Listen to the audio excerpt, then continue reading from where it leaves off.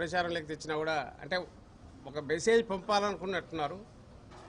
మేము అనుకుంటే ఏదైనా చేయగలమని దానికి తగినట్టు బిహేవ్ చేసినట్టున్నారు. అది జరిగింది. నిన్న మేము మధ్యాహ్నం వెళ్ళి వచ్చేసాక సాయంత్రం ఇక్కడ మనం ఇక్కడ కూర్చున్న దగ్గర 5-5:30 ప్రాంతంలో మేము వచ్చి ఎట్లా దీన్ని లీగల్గా ఇచ్చేయాలి, వీళ్ళ దీన్ని పోలీసులు అడిగితే కేసు బుక్ చేయట్లే, ఉల్టా మన మీదే కేసులు పెడుతున్నారు. పైగా మేము పరామర్శించడానికి వెళ్తే మాకు ఆటంకాలు పెట్టారు. ఎవరిని మా నాయకుడి ఇంటికి మేము వెళ్తుంటే దానికి అడ్డంకులు క్రియేట్ చేశారు. లోపలికి వెళ్ళడానికి వాళ్ళని రిక్వెస్ట్ చేసుకొని వెళ్లాల్సి వచ్చింది. ఈ ప్రత్యర్థులు ఎదుట అటువైపు నుంచి అటాక్ చేసినప్పుడు ప్రొటెక్ట్ చేయాల్సిన వాళ్ళు ఆ రోజేమో వాళ్ళకు ప్రొటెక్షన్ ఇస్తారు. మా నాయకుడి ఇంటికి పరామర్శిద్దామని మేము వెళ్దామంటే మాకేమో అడ్డంకులు క్రియేట్ చేస్తారు. ఇది మర్చిపోకముందే నిన్న సాయంత్రం జోగి రమేష్ గారి వీళ్ళు ఇక్కడ, ఇది కూడా మీ అందరికీ తెలుసు, ఇంట్లో అందరూ ఉన్నారు, మహిళలు ఉన్నారు. ఆయన కోర్టు పని మీద వెళ్ళారు, మిగిలిన వాళ్ళందరూ ఉన్నారు. వచ్చింది ఒక పథకం ప్రకారము ప్లాన్డ్గా జరిగింది అనడానికి కావాల్సినన్ని వీడియో సాక్ష్యాలు ఉన్నాయి. మనుషులు కూడా గుర్తుపట్టచ్చు. కొంతమందిని ఇక్కడికి వచ్చిన మన నాయకులు చాలామంది వీళ్ళు గుర్తుపడతారు. అందులో 2 రకాల వాళ్ళు కనపడుతున్నారు. ఒకరు టీడీపీ దీనివైపు కార్యకర్తల పేరుతో కొంతమంది, తరువాత రౌడీ షీటర్లో రకరకాల యాంటీ సోషల్ ఎలిమెంట్స్ వాళ్ళు ఉన్నట్టు తెలుస్తుంది. వాళ్ళెవరనేది కూడా మెల్లగా బయటకు వస్తుంది, తీస్తాం పార్టీ కూడా. వీళ్ళందరూ వచ్చి ఇక్కడికి వచ్చి నిన్న చేసింది ఏంటంటే పోలీసుల ఆధ్వర్యంలో పోలీసులు చూస్తున్నాగా ఓ పోలీసు కూడా కింద పడినట్టున్నాడు వాళ్ళు తోస్తే. కింది నుంచి పెట్రోల్ బాంబులు మొన్న అక్కడ కనిపించాయి 1-2, ఇక్కడ నిన్న అవే వేశారు. ఈ పెట్రోల్ బాంబులు ఎట్లొస్తాయండి? ఆ వీడియోలో చూస్తే ఆ పార్టీ నాయకుడే పట్టుకొని దాన్ని వస్తున్నాడు. ఆ పార్టీ నాయకుడే పెట్రోల్ బంక్ పట్టుకొని ఊరేగింపులుగా నడుచుకుంటూ వస్తున్నారు. వాళ్ళు ముందు ఇచ్చిన మెసేజీలు ప్రదర్శనలు ఏదో చేద్దామని చెప్పి వచ్చి అక్కడి నుంచి ఇక్కడికి వచ్చినట్టు ఏదో అక్కడికక్కడ కోపం వచ్చి ఆగ్రహంతో వచ్చినట్టు చూపాలనే ప్రయత్నం చేసినప్పటికీ వెనకంబడి ఏదో అంబులెన్స్ లాంటి ఒక వెహికల్ తీసుకురావడము, దాంట్లో రాళ్లు తీసుకురావడము, పెట్రోల్ బాంబులు పట్టుకొని రావడము. అండ్ ఐ థింక్ దీంట్లో చూస్తే కర్రలు ఇవన్నీ సర్వే బాధలు ఇవి పెట్టుకున్నారు. ఇవన్నీ పట్టుకొని ఇవన్నీ ఎందుకు వస్తారండి? ప్రొటెస్ట్ చేయడానికి వస్తే వచ్చిన వాళ్ళల్లో టీడీపీ మీరందరూ గుర్తుపట్టే నాయకులు ఉన్నారు, పోలీసులు ఈ పక్కనే ఉన్నారు. ఏదో వాళ్ళు వారిస్తున్నట్టు వీళ్ళేదో చేస్తున్నట్టు వాళ్ళు బుజ్జగింపుగా చెప్తున్నట్టు కనపడి వీళ్ళు చేయాల్సిన పని వీళ్ళు చేశారు. ఏం తీసుకొని వచ్చారంటే ముందే ప్రిపేర్డ్గా వచ్చారు. ఎట్లా వస్తారు నాకు తెలియక అడుగుతాను. పోలీసు ఇక్కడే ఉన్నారు, వాళ్ళు వచ్చారు, వాళ్ళు వెనకంబడి వచ్చారు, అంతా అయ్యాక సాగనంపారు. కింది నుంచి వాళ్ళు వేసిన దాంతో జరిగిన డ్యామేజ్ చూస్తే కేవలం ఆ గేటుగానే లేకపోతే నాకు తెలిసి అక్కడ రాంబాబు విషయంలో కూడా గేటే ప్రొటెక్ట్ చేసింది.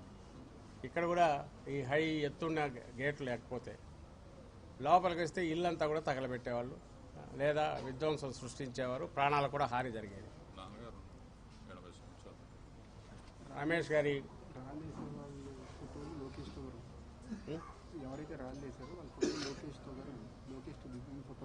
ఉన్నాయి, మీరు ఇప్పుడు వీడియోలో చూసి జోగి రమేష్ గారి ఫాదరు ఆయన ఉన్నారు, 80 ఏళ్ల వృద్ధుడు. ఈ సమయంలో వాళ్ళు వచ్చేసి ఎవరికైనా ప్రాణహాని జరిగితే ఎవరు బాధ్యులు? ప్రాణహాని కలిగించాలనే వచ్చినట్టు వాళ్ళ అటాక్స్ చూస్తే కనపడుతోంది. ఈ రకమైన మెసేజ్ ఇందులో 2. ఒకటి, అధికారంలో ఏ రాజకీయ పార్టీ అయినా ఇట్లా వ్యవహరించడము అంటే అది రాజకీయ పార్టీగా ఉండడానికి కూడా దానికి అర్హత లేదు. అందులోనూ అధికారంలో ఉన్న పార్టీ అలాంటి పార్టీ వస్తే అంతకంటే ఘోరమైన విపత్తు ఏ ప్రజాస్వామ్యంలో ఉండదు. దానికి తోడు నిష్పాక్షికంగా కొంతైనా వ్యవహరించాల్సింది పోలీసు వ్యవస్థ. అందులో వీళ్ళు తమకు కావాల్సిన వాళ్ళను మాత్రమే పెట్టుకొని వాళ్ళ దారికి తెచ్చుకొని వాళ్ళ ద్వారా ఆపరేట్ చేస్తున్న పద్ధతి చూస్తే ఎంటైర్ వ్యవస్థను కూడా వాళ్ళు పోలీసు వ్యవస్థను కూడా నిర్వీర్యం చేసి తమ ఇష్టాలకు తగినట్టు నడిచేటట్టు చంద్రబాబు నాయుడు గారు, ఆయన పుత్రరత్నం వాళ్ళను దారిలోకి తెచ్చుకొని వాళ్ళ ద్వారా నడుపుతున్నట్టు కనపడుతుంది సాక్ష్యాలతో సహా. అరాచకం రాజ్యం వెళ్తుందన్నామంటే ఒట్టే అరాచకం కాదు, ఆర్గనైజ్డ్ వ్యవస్థీకృతమైన అరాచకం. వ్యవస్థీకృతమైన కోఆర్డినేటెడ్ ఒక సెంట్రలైజ్డ్ సెంట్రల్ కమాండ్తో కేవలం ఒక నియంత్రణ పాలనలో మాత్రమే అది జరుగుతుంది. అరాచకం అంటే ఎవరిదారిన కొట్టుకుంటూ పోతుండొచ్చు, ఎవడు బలం ఉంటే కర్ర ఉన్నవాడి దగ్గర. నేను అట్లా జరగట్లా. ఎప్పుడైతే ఆయుధాల చేతిలో ఉన్న పోలీసులు కానీ మిలిటరీని కానీ అండగా పెట్టుకొని కానీ రూల్ చేయడం మొదలు పెడితే ఇంకా డిక్టేటర్షిప్ అంటే అదే, ఇంకా ఏ హక్కులు ఉండవు. అది ఈరోజు ప్రత్యర్థి పార్టీ మీద మొదలవుతుంది, రేపు అందరి మీద ఉంటుంది, సామాన్యుల మీద ఇప్పటికే మొదలైపోయింది. ఎక్కడికెక్కడ మొత్తం రాష్ట్రం మొత్తం అతలాకుతలం అవుతుంది. ఆ సిమ్టమ్స్ స్ట్రాంగ్గా ఇప్పుడు కనపడుతున్నట్టు ఈ 2-3 రోజుల పరిణామాలు చూస్తే కనిపిస్తుంది. దానికి ముందు అక్కడ విడుదల రజని ఆమె మీద అటాక్ కానీ, దానికి ముందు బ్రహ్మనాయుడు మీద అటాక్ కానీ, భూమన కరుణాకర్ రెడ్డి ఇంటి దగ్గరికి వెళ్ళడం కానీ, గతంలో ప్రసన్న కుమార్ రెడ్డి ఆయన ఇంటి మీదకి పోయి అక్కడ పెద్దామె ఏజ్లో పెద్దామె ఒక్కరే ఉన్నారు, ఆ ఇల్లంతా విధ్వంసం, షాక్ తిన్నాం.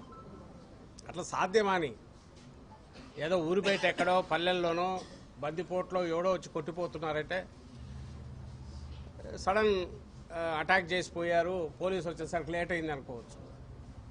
నగరం నడిబొడ్డున పోలీసుల సమక్షంలో, పోలీసులు చూస్తుండగా, పోలీసులు ఎంకరేజ్ చేస్తుండగా, ప్రొటెక్ట్ చేసుకునేవాడిని చేసుకోనికుండా వాళ్ళు కాళ్ళు చేతులు పట్టుకునేం, ప్రొటెక్ట్ చేయడానికి పోయిన మమ్మల్ని ఎక్కడికెక్కడ ఆపి రానియకుండా చేసి మళ్ళీ ఏదైనా అరెస్ట్ చేసి ఉల్టా కేసులు. నిన్న సాయంత్రం